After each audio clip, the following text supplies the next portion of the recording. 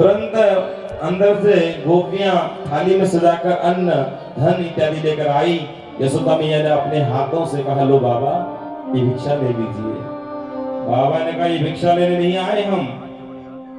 कहां से आए हो? बोले, हम कैलाश से आए हैं। अच्छा, कैलाश से आए हो, बड़े दूर से आए हो। ये गले में सर्प इत्यादि क्यों लटकाया? ऐसा लग रहा है कहीं आप लीला दिखाने जा रहे हो। बोले, ये तो हमारे गण, ये तो मेरा हमेशा हमारे साथ रहते हैं। अच्छा, तो बताइए कहाँ आए हो? बोले, हम तेरे छोरा के दर्शन करने आए, उन्हें आशीर्वाद देने आए हैं। यशोदा मैया ने कहा, मेरे छोरा के दर्शन वो भी तुमसे कराऊंगी मैं? बोले, क्यों? हम भी तो उच्च कोटि के ज्योतिषी हैं, ब्राह्मण हैं। बोले, तुम महात्मा है, तुम जोगी जैसे दिख रहे हो और अपने आप को ब्राह्मण बता रहे हो। ब्राह्मण कभी अपने गले में सर्प लटकाता है क्या? तुम्हारा भेष तो इतना अमंगल है जिसको देखकर मेरा बेटा डर जाएगा। यशोदा मैया ने कहा, इसलिए हे बाबा, तुम्हें धन दौलत जो चाहिए मैं दूंगी, अगर तुम्हें रहने के लिए महल चाहिए वो भी दे दूंगी, लेकिन अपने छोरा के दर्शन कराने वाली बिल्कुल भी ना आए हो। बोले बाबा ने कहा, अच्छा पक्का मन बना लिया? बोले, हाँ पक्का मन बना लिया। बोले बाबा कहने लगे, तुम कहती हो मैया कि तेरा छोरा मुझे देखकर डर जाएगा? अरे मेरे गले में तो एक सर्प है, तेरा छोरा तो हजारों फन वाले सर्पों पे आराम से लेटा रहता है। अच्छा, बोले वो नारायण है, वो विष्णु है, हरि है। तो यशोदा ने कहा, ए बाबा, मैं तुमसे यहाँ कथा सुनने नहीं आई हूँ, भिक्षा लो और अपना रास्ता नापो। कभी कहते हैं विष्णु है, कभी नारायण है। वो तो मेरा छोरा है, विष्णु नारायण तो वैकुंठ में होते हैं। बहुत बात चली सज्जनों। अंतिम में भोले बाबा ने कहा, देखो मैया, यदि तुम मुझे अपने छोरा के दर्शन नहीं कराओगे तो मैं यहाँ से जाने वाला नहीं हूँ। ये लो, मेरी धोनी जम गई और चिमटा गाड़ दिया दरवाजे में। अब तो यहाँ से हिलने वाला नहीं मैं। 12 साल तक यहीं पे समाधि बनाकर रहूंगा। तेरा छोरा कभी बड़ा होगा तो बाहर निकलेगा तो तेरे छोरे के दर्शन कर लूंगा। यशोदा मैया ने कहा, चिंतु बैठे रहे बाबा, मेरे पास हजारों दरवाजे हैं, मैं दूसरे दरवाजे से अपने छोरे को बाहर ले जाऊंगी, पर तुझे दर्शन कराने वाली नाई हूं। तेरा यह भयंकर रूप को देखकर मेरा छोरा डर जाएगा। अरे तुम कहते हो मेरा छोरा हजारों फन वाले सर्पों में लेटा रहता है। अरे वो तो सपने में अगर सर्पों को भी देख ले तो मेरा बच्चा जोर जोर से रोने लग जाता है। कैसी बात करते हो बाबा? मैया, मैं 12 वर्ष तक यहीं पे रहूंगा। मैया ने कहा, मैं 24 साल तक बाहर ही नहीं निकालूंगी। और बताओ। महात्मा ने कहा, देखो मैया, अभी तुमने बाबा की हट नहीं देखी है, जोग हट। तो मैया ने कहा, लगता है बाबा तुमने अभी तक त्रिया हट नहीं देखी है। जब त्रिया हट चलती है ना तो बड़े बड़े देवता लोग फिसल जाते हैं।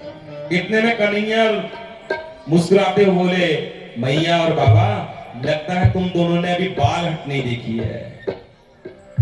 जब ये बाल हट चलती है ना तो माता पिता को लाकर ही देना पड़ता है। प्रेम से बोलो राधे राधे। तो इसलिए कन्हैया इधर मुस्कुराने लगे और नंद बाबा यमुना किनारे गए हुए थे और भोले बाबा ने कहा, मैं यहां से हिलने वाला नहीं।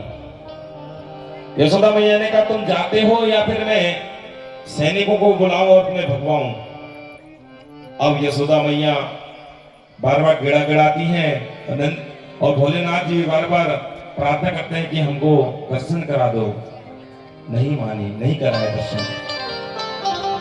तो इतने में ब्रजवासी दौड़कर आते हैं और देखते हैं कि मैया और भोलेनाथ जी का संवाद चल रहा है।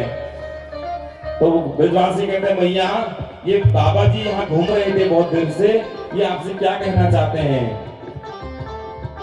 तो उसके बाद भोले बाबा ने कहा, देखो देवी, जो मैं कहना चाहता हूँ वो मैं स्वयं बताऊंगा। और ऐसा कहकर भोले बाबा तुरंत अपना भाव प्रकट कर देते हैं। ओम कृष्णाय वासुदेवाय हरे परमात्मने प्रणतः कृष्णाय गोविंदाय नमो बोल वृंदावन हरि लाल की सच्चे दरबार की। कहते हैं मुझे तेरे लाला के दर्शन करने और कुछ नहीं चाहिए। अंतिम में निराश होकर भोले बाबा को वहां पे जाना पड़ा। कुछ दूर बैठ गए और जैसे कुछ दूर गए जाकर अपनी समाधि लगा ली। यशोदा मैया ने कहा चलो बढ़िया हो गया, बाबा भी चले गए और दर्शन भी नहीं हुआ। इतने में क्या देखते हैं कन्हैया जोर जोर से रोने लगे हैं। अरे अभी अभी तो अच्छा खासा चंगा था, ये रो क्यों रहा है? दौड़कर आती है, कन्हैया को उठाती, मेरे लाल क्या हुआ, क्यों रो रहा है? चुप हो जा, चुप हो जा। नहीं हुई चुप। कन्हैया और जोर जोर से रोने लगे। इतने में नंद बाबा आए, बोले क्यों रुलाती हो बच्चे को? अरे पता नहीं क्या हुआ स्वामी जी, ये सुबह से चुप ही नहीं हो रहा, रोने नहीं है। अनेक बार झाड़ा दे दिया, राई मिर्ची कर दी, लेकिन कन्हैया चुप ही नहीं होते, सब रोते जा रहे हैं। नंद बाबा ने कहा कोई आया तो नहीं ना हमारे घर में? बोले ये आया तो कोई नहीं था, लेकिन एक बाबा जी आए थे और कह रहे थे अपने लाला के दर्शन करा दे। मैंने डर के मारे लाला के दर्शन नहीं कराए और उनके जाने के बाद रोने में ही है। तो देवी करा देते हैं ना दर्शन, क्या पता भगवान किस रूप में आ जाए। वो तो घटघटवासी है, अंतर्यासी है, वो किस रूप में आ जाए कोई नहीं जानता, इसलिए तुम्हें दर्शन कराना चाहिए। मुझसे भूल हो गई। कहाँ को गए? बोले किस दिशा को गए? ब्रजवासियों को भेजा। बोले बाबा जी कुछ दूर जाकर बैठे हुए हैं, नहीं कराती दर्शन, करा देती तो क्या होता? एक ही बार को करता अपने इष्ट के दर्शन, नहीं कराती है। बोले बाबा व्याकुल है, दुखी है। इतने में ब्रजवासी आए, बोले बाबा राम राम। बोले बाबा का राम राम। बोले चलो। बोले कहाँ? नंद महल में। क्या करेंगे वहां जाके? दर्शन ही नहीं कराती। नहीं नहीं मान गए, अब तो कह रहे हैं कि हम दर्शन भी कराएंगे और तुम्हें गोद में भी देंगे। सच में? बोले हाँ चलो। अब तो बाबा जी ने दौड़ लगा दी और द्वार पे आए। यशोदा मैया अपने लाला को लेके आई। बोले ये है, देख ले बाबा। भोले बाबा ने देखा और देखते ही देखते निहार गए। अब कन्हैया की नजरें भोले बाबा पे और भोले बाबा की नजरें कन्हैया पे पड़ी। ऐसा लग रहा है कि दो प्रेमी आपस में बहुत सालों के बाद मिल रहे हैं। देखता लोग भी इस दृश्य को देखे रह गए। भोले बाबा ने कन्हैया को देखा, कन्हैया मुस्कुराने लगे और भोले बाबा कहते हैं इतना ना हंसा करो श्याम, तुम्हें नजर लग जाएगी। इतना ना हंसा करो श्याम, तुम्हें नजर लग जाएगी।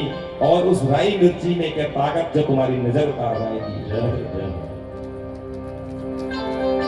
कन्हैया की मुस्कान को देखकर भोले बाबा बड़े प्रसन्न हुए और कहा कर लिए दर्शन?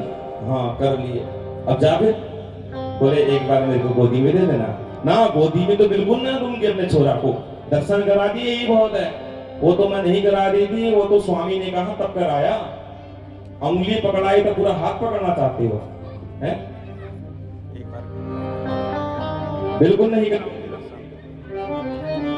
अच्छा उठके जाओ, तेरे सर को फुकार मार रहा है, मेरे बच्चे को डरा रहा है। ऐसा कहा तो भोले बाबा ने कहा एक ही बार पकड़ने देना। नहीं पकड़ने दिया, बिल्कुल नहीं पकड़ने दो। नहीं तो कन्हैया पे जोर जोर से रोने लगे। देख लिया? बोले बाबा तो कौन सा चमत्कार कर रहा है भाई, ये बच्चा तो तेरे पक्ष में बोल रहा है। कन्हैया चुप हो जा, क्यों हो रहा है? और कन्हैया और जोर से रोने लगे। भोले बाबा ने कहा इतके दे, अभी चुप हो जाएगा। और जैसे यशोदा मैया ने भोले बाबा को कन्हैया थमाया तो कन्हैया चुप हो गए। फिर यशोदा मैया ने झपटा, कन्हैया रोने लग गए। भोले बाबा ने पकड़ा, चुप हो गए। यशोदा रोना, शिव चुप। बाबा ने यशोदा मैया चक्कर में आ गई, राम राम राम। हे बाबा तेरे हाथ में कौन सा बटन है जिसको दबाने से चुप हो जा रहा है? जब चुप इस दृश्य को देखा यशोदा मैया परेशान हो गई। तो भोले बाबा ने कहा तुम चाहती हो कि तुम्हारा छोरा हमेशा के लिए शांत रहे? बोले हाँ बाबा कुछ ऐसा चमत्कार कर दे, मेरा छोरा हमेशा हमेशा के लिए शांत रहे, कभी रोए ना।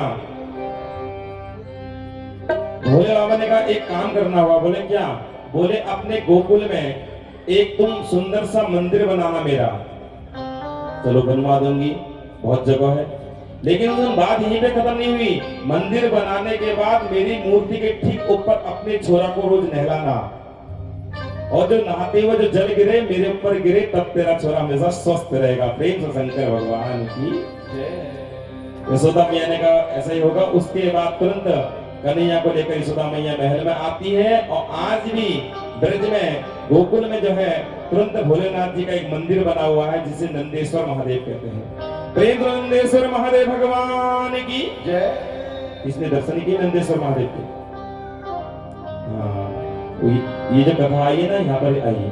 नंदेश्वर महादेव के ऊपर कन्हैया को रोज माता यशोदा स्नान कराती है और जो जल गिरता है भोले बाबा के ऊपर गिरता है, क्योंकि एक दूसरे के इष्ट हैं। शिव से हृदय विष्णु, विष्णु से हृदय शिव। शिव के हृदय में विष्णु का वास और विष्णु भगवान के हृदय में शिव का वास है। एक दूसरे के इष्ट देवता है। प्रेम से शंकर भगवान की, वृंदावन बिहारी लाल की। सुंदर भोले बाबा का वो स्वरूप है। भोले बाबा के झांकी को जब दर्शन करता है उसका जीवन धन्य हो जाता है, क्योंकि वो देवों के देव महादेव शिव हैं। वो इतने प्यारे हैं, शायद ही संसार में इतना भोला कोई हो नहीं सकता। उनका नाम ही भोला है। क्या नाम है? भोला। ऐसा भोला, इतने भोले हैं, कोई एक लोटा जल चढ़ा दे तो भोलेनाथ प्रसन्न। काशी में एक चोर गया, मंदिर में चोरी करने गया, वो भी शिवालय में। अब भैया लक्ष्मी नारायण का मंदिर होता तो उसे मुकुट मिल जाता, कुछ मिल जाता। और गया भी कहा शिवालय में। शिवालय में जाता तो एक शिवलिंग। मैंने कहा राम राम, कहाँ आ गया मैं? शिवलिंग। अब यहाँ खाने के लिए कुछ नहीं, चोर था, भूखा था। बोला आप तो गया हूँ, चोरी करके ही जाऊंगा। तो देखा शिवलिंग के ऊपर एक बहुत बड़ा जो है शिवलिंग के ठीक ऊपर एक बहुत बड़ा घंटा टका हुआ है। उन्होंने कहा इसी को चुरा लेता हूं। तो तुरंत हाथ ऊपर बढ़ाया लेकिन पहुंच नहीं पाया। अब मंदिर में कोई टेबल भी नहीं, क्या मैं चढ़ूं? जब चढ़ने का कोई रास्ता नहीं मिला,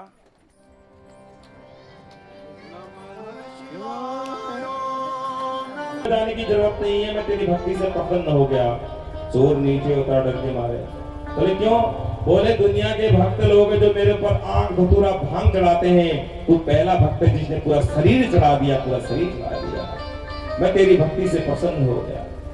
तो तुरंत उस चोर ने अपनी गलती की माफी मांगी और हाथ में दीपक लिया और भगवान भोलेनाथ जी का गुणगान गाते हुए कहने लगा कि मैं आपको प्रणाम करता हूँ काशी वाले भोलेनाथ। जयति जयति, बार बार आपके चरणों में, जयति कहते हैं जयकार लगाना, प्रणाम करना। बार बार आपके चरणों में प्रणाम करता हूँ हे काशी भोले बाबा, काशी में निवास करने वाले शिवशंकर। मैं तो आया था घंटी चुराने के लिए और आप कहते हो कि तूने पूरा शरीर चढ़ा दिया। धन्य है भोलेनाथ जो भक्तों के उल्टे काम में भी श्रद्धा देखते हो। तुरंत साष्टांग लेट गया भगवान भोलेनाथ के चरणों में और भोलेनाथ जी का ध्यान करते हुए कहने लगा जयति जयति जय काशी वाले देवघर वाले।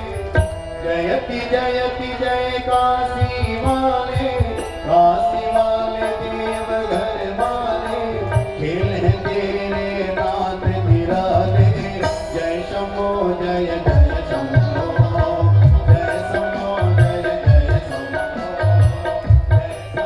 जय जय शंभो, जय शंभो जय